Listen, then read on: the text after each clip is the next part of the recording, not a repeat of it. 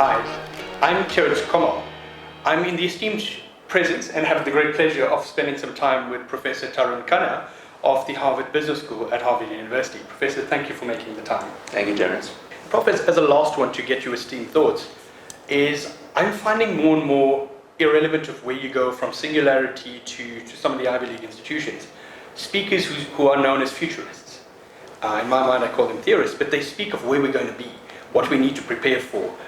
And then we had a speaker recently at an institute in the UK that said taxis will be gone in 5 years. Mm-hmm. What are your thoughts? Because I had a sobering view of saying there's still an economic need and there are other more urgent needs in the developing world and the developed world, and the potentially a meeting point between considering future needs and practical needs of the developing world.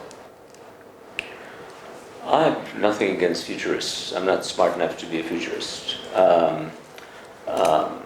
And I do think people who self-style themselves as sort of long-term gurus and futurists and so on have a role to play, because a lot of change processes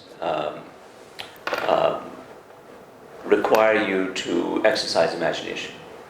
And I think the more, how should I say it, alternative futures that you can imagine, the better off you are. Some people refer to it as scenario analysis, which a number of companies have tried and used over the past many decades.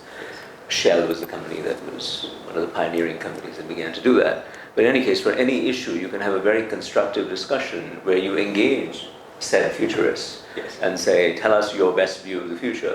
And for every futurist, you can probably find a different one who have a very different view of the future. And I think those are constructive grist for the creative mill and should inform practical people. And I'll include practical academics, if that's not oxymoronic, in that, to say that all of us, politicians, civil servants, entrepreneurs, financiers, academics, and the person in society who we seek to influence and work with and help and participate with, should all get together and consider the alternative futures as part of the creative melange that needs to be catalyzed in some ways.